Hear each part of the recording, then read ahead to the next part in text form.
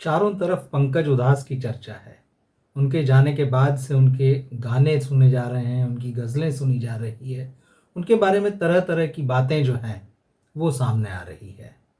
लेकिन क्या आप जानते हैं कि पढ़ाई तो उन्होंने केमिस्ट्री की थी। साइंस की पढ़ाई करते हुए केमिस्ट्री में बैचलर्स की डिग्री हासिल की थी और उसके बाद भी फिर वो गाने में चले आए, गज़लों में जम गए।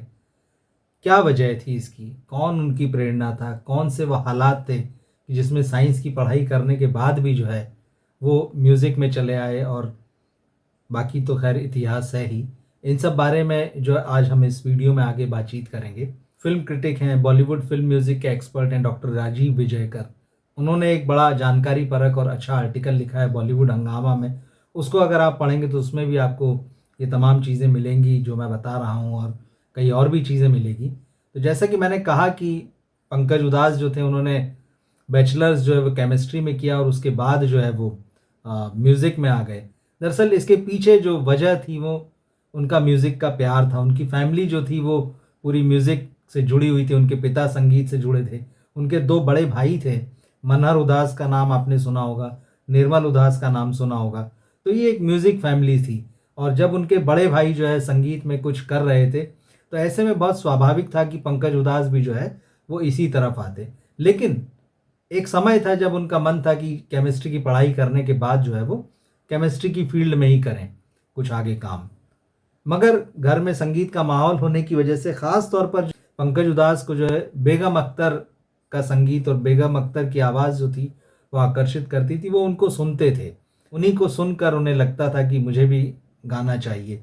लेकिन एक ऐसी बात हुई जिसने उन्हें पूरी तरह से इस बारे में मन बनाने की तरफ आगे बढ़ाया। वो दरअसल ये थी कि मनहर उदास जो थे, वो उस वक़्त तक हालाँकि फ़िल्म म्यूज़िक में आ चुके थे। कल्याण जी आनंद जी के लिए उन्होंने फ़िल्म विश्वास में गाना गाया था और अपनी उर्दू सुधारने के लिए घर में एक मौलवी से वो ट्यूशन लिया करते थे।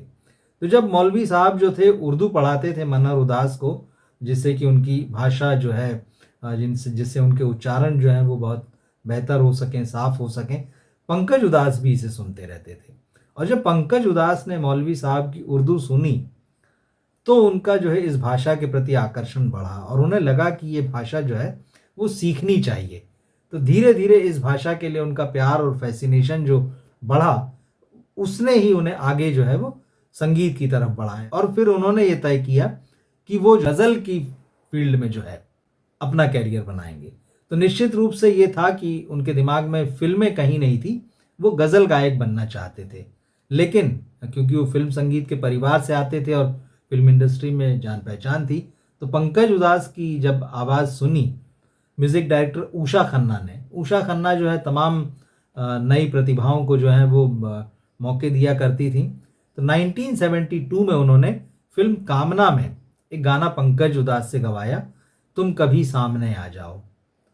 तो वो गाना पंकज उधास ने गाया, लेकिन जैसे कि मैंने कहा कि उनका बहुत इंटरेस्ट नहीं था फ़िल्म म्यूज़िक में, वो अपनी तरह से कुछ करना चाहते थे, तो वो गज़ल गायकी की तरफ मुड़ गए और 1980 में 1980 में उनका पहला गज़ल का एल्बम आया आहट और ये यहाँ से जो है उन्होंने अपने गज़लों की दुनिया में अपना संगीत का सफ़र शुरू किया। लेकिन इसके बाद में एक बार फिर उन्हें फ़िल्मों ने बुलाया। डायरेक्टर रवि टंडन, रवीना टंडन के पिता जो थे उनकी फ़िल्म थी जवाब। तो उन्होंने उसमें जो है पंकज उधास को अपनी फ़िल्म में गाने के लिए बुलाया, मगर पंकज उधास की बहुत दिलचस्पी नहीं थी। लेकिन जब उनको ये पता चला कि इस फ़िल्म में राज बब्बर हैं और राज बब्बर एक गज़ल सिंगर की भूमिका निभा रहे हैं, तो पंकज तैयार हो गए। तो उन्होंने इस फ़िल्म के भी गाने गाए। अब ये बात धीरे-धीरे फ़िल्म इंडस्ट्री में फैल चली कि ये नया सिंगर है और अच्छा गा रहा है, गज़लें गा रहा है, तो उन्हें ऑफ़र आने लगे। इसके बाद बप्पी लाहिरी, उन्होंने अपनी फ़िल्म कमला में जो है पंकज से गाना गवाया। तो ये सारी चीज़ें हुई और धीरे-धीरे जो है फ़िल्मों से जब उन्हें ऑफ़र आने लगे और तब एक ऐसी बात हुई, जिसने मतलब पंकज उधास का जो फ़िल्मी करियर था या सिनेमा में जो उनके गाने थे, उसकी दिशा ही बदल दी। दरअसल उस वक़्त उनके पास में जो है फ़ोन आया, एक्टर राजेंद्र कुमार, लीजेंड जो थे, उनका फ़ोन आया और उन्होंने पंकज उधास से कहा कि भाई तुमको मेरी फ़िल्म में एक्टिंग करनी है। अब ये सुनते ही पंकज उधास जो है वो तो थोड़ा-सा मायूस हो गए और उन्हें समझ में नहीं आया कि क्या कहें, क्योंकि वो तो अपना फिल्मी गज़लों में जो प्राइवेट एल्बम्स थे उनमें जो है अपना करियर बनाना चाहते थे और उसी की तैयारी कर रहे थे। तो उन्होंने कहा कि ठीक है, मैं आपको बताता हूँ। तो कुछ दिन हो गए, उन्होंने कोई जवाब नहीं दिया। उनका कोई ऐसा इरादा तो था नहीं, वो फ़िल्म गज़ल जो थी वो उस तरफ सोच रहे थे और फ़िल्मों में गाने से भी वो दूर रहना चाहते थे, और ऐसे में ये ऑफ़र आना कि फ़िल्म में काम करना है। तो खैर जब 2-4 दिन बीत गए तो एक दिन उनके बड़े भाई जो मनहर, जो राजेंद्र कुमार के काफ़ी करीबी थे, तो उन्होंने एक दिन जो है वो पंकज उधास से कहा कि भाई ये तो गलत बात है कि इतने सीनियर एक्टर और प्रोड्यूसर हैं वो, तुमको उन्होंने अपनी तरफ से फ़िल्म ऑफ़र की और तुम उनको कोई जवाब नहीं दे रहे हो। तो थोड़ा-सा पंकज उधास को लगा कि ये गलत बात है, और फिर उन्होंने राजेंद्र कुमार से मुलाकात की और उनसे कहा कि भाई एक्टिंग तो मैं नहीं कर पाऊँगा, आप कह रहे हैं कि फ़िल्म में काम करना है। तो राजेंद्र कुमार हँसे, बोले दरअसल शायद मैंने ही गलत कह दिया। दरअसल फ़िल्म में जो तुम्हें एक्टिंग नहीं करनी है, जो काम तुम करते हो यानी जो गज़ल गाते हो, वही गाना है। एक स्टेज पर ये शो होगा और उसको तुम्हें परफ़ॉर्म करना है। तो ये बड़ी राहत की बात थी पंकज उधास के लिए। तो वो खैर पहली बार फ़िल्म के पर्दे पर आए, और जानते ही हैं आप वो गाना कौन-सा था? चिट्ठी आई है, नाम फ़िल्म का। तो इस गाने ने तो खैर जो मील का पत्थर साबित हुआ, और इसने जो लोकप्रियता हासिल की उसकी एक अलग कहानी है। इस बारे में मैंने एक वीडियो बनाया है, उसका लिंक मैं नीचे शेयर कर रहा हूँ, आप उसको भी देखिएगा। वो पूरी एक अलग ही जो है उसका पूरा मिजाज है और उसकी लोकप्रियता, तो उस पर खैर डिटेल में बताया है।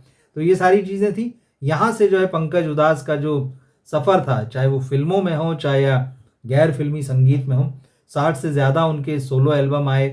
वो लगातार सक्रिय रहे, लगातार गाते रहे, देश-विदेश में उनकी बहुत-बहुत बड़ी फ़ैन फ़ॉलोइंग थी। और गज़ल को जो है वो शास्त्रीयता से निकाल कर, या जो एक उसकी बौद्धिकता से निकाल कर, जो एक आम आदमी जो महफ़िल की गज़लें हैं, वो पंकज उधास ने दी, और यही दरअसल जो था उनकी लोकप्रियता का बहुत बड़ा राज था। और वो देश-विदेश में उनको खूब कार्यक्रम मिला करते थे, वो जाया करते थे, गाते थे। ये भी हुआ कि भाई उन्हें फ़िल्मों के भी ऑफ़र आए, लेकिन वो एक्टिंग के भी ऑफ़र आए, लेकिन उन्होंने हमेशा जो है उनसे दूरी बनाकर रखी। लेकिन हाँ, इतना ज़रूर हुआ कि उन्होंने आगे जो है फ़िल्मों में गाना जारी रखा, और लगभग जो है वो उन्होंने 100 फ़िल्मी गाने, जो पार्श्व गायन जिसे कहते हैं, वो किया उन्होंने। और अपने समय के तमाम जो बड़े संगीतकार थे उनके लिए उन्होंने गाया, अपने समय के जितने बड़े गायक-गायिकाएँ थे उनके साथ उन्होंने गाया। तो फ़िल्म संगीत से वो दूर रहना चाहते थे, लेकिन ऐसा हो नहीं सका। उन्होंने बाद में फिर संतुलन बनाया, प्राइवेट शो जो करते थे या जो गज़लें गाते थे वो गाते रहे, एल्बम गाते रहे। मगर फ़िल्मों में जब-जब उनको बुलाया गया और जब-जब उन्हें लगा कि मुझे गाना चाहिए, तो उन्होंने गाया। तो ये पंकज उधास की जो है कि ये पंकज उधास की एक म्यूज़िकल जर्नी है। मैंने सोचा आपके साथ इसे शेयर करना चाहिए, बहुत इंटरेस्टिंग है। सोचिए कहाँ केमिस्ट्री पढ़ने वाला लड़का और कहाँ जो है वो गज़ल गायकी के नए-नए मुकाम, और फ़िल्म संगीत में जो है चिट्ठी आई है जैसा गाना। ये जीवन है, अलग-अलग रास्तों पर आपको ले जाता है। आप कुछ भी प्लान करते हैं, लेकिन शायद समय जो है वो अपने हिसाब से आपके लिए प्लान करता है। तो अगर ये कहानी पंकज उधास की आपको अच्छी लगी हो, ये वीडियो आपको अच्छा लगा हो, तो इसे आप अपने फैमिली और दोस्तों में शेयर करें, हमारे चैनल से जुड़ें, सब्सक्राइब करें इसे, और मिलते हैं फिर हम अगले वीडियो में। नमस्कार।